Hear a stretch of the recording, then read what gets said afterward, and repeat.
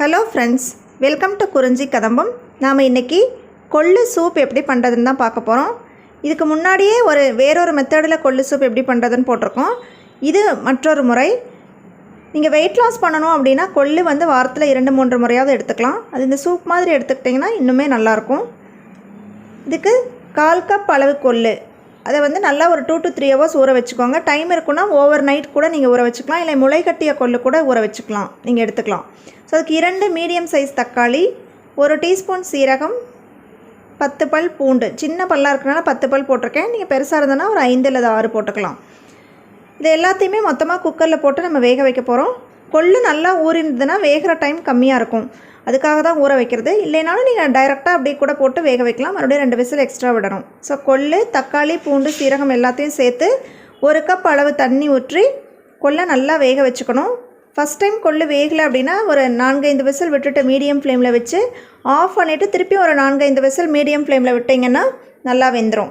மசிகிற அளவுக்கு வேக வச்சுக்கணும். பார்த்தீங்கன்னா தெரியும், கொள்ளு எடுத்து இப்படி நசுக்குனா நல்லா நசுங்கிற மாதிரி இருக்கணும். ஸோ இதை நல்லா ஆற வச்சுட்டு மிக்சியில் போட்டு ஃபைன் பேஸ்ட்டாக நம்ம அரைச்சி எடுத்துக்க போகிறோம். தண்ணி நிறையா இருந்ததுன்னா தண்ணியை எடுத்து வச்சுட்டு அரைச்சிட்டு அப்புறமா அந்த தண்ணியை சேர்த்துக்கலாம். இப்போ இதை வடிச்சுக்க போகிறோம்.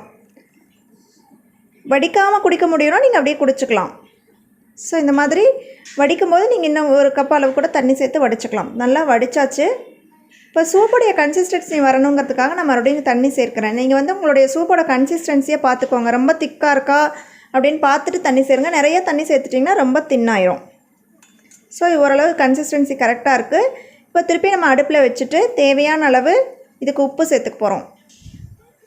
மிளகுத்தூள் நான் இதிலேயே சேர்க்குறேன். நீங்கள் இப்போ இதிலேயே டைரெக்டாக சேர்க்க வேண்டாம் அப்படின்னு நினச்சிங்கன்னா நீங்கள் பரிமாறும்போது நீங்கள் மிளகுத்தூள் சேர்த்து கொடுக்கலாம். இது கூட நான் 1 டீஸ்பூன் அளவு மல்லித்தூள் சேர்த்துருக்கேன்.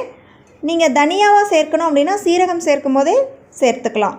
ஸோ எல்லாத்தையும் சேர்த்து நல்லா ஒரு கொதி வர வரைக்கும் நம்ம சூடு பண்ணிக்கிறோம்.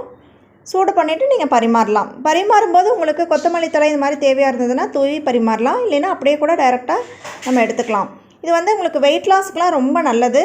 யூஸ்வலாக மசியல், ரசம் அந்த மாதிரி பண்ணுவோம். வாரத்தில் 3 முறையும் மசியலாக சாப்பிட முடியாது. இல்லை கொள்ளு சுண்டல் மாதிரி கூட எடுத்துக்கலாம். ஆனால் சூப் அப்படின்னா நம்ம ஈஸியாக நம்ம ஃபுட்டுக்கு முன்னாடி எடுத்துக்கிறதுக்கு ஈஸியாக இருக்கும். ஸோ இந்த வின்டருக்கும் ரொம்ப ஹெல்ப்ஃபுல்லாக இருக்கும். உங்களுக்கு த்ரோட் இன்ஃபெக்ஷன் இருக்குது, இல்லை காய்ச்சல் இருக்குது அப்படின்னா கண்டிப்பாக இந்த சூப் செஞ்சு சாப்பிட்லாம். நீங்களும் இதை ட்ரை பண்ணி பாருங்கள். வெயிட் லாஸ்க்கும் யூஸ் ஆகும், உங்களோட பாடி பெயினுக்கும் இது நல்லாயிருக்கும். ட்ரை பண்ணி பார்த்துட்டு எப்படி இருந்தது உங்கள் ஃபீட்பேக் கமெண்ட்டில் சொல்லுங்கள். தேங்க்ஸ் ஃபார் வாட்சிங். வாழ்க வளம்.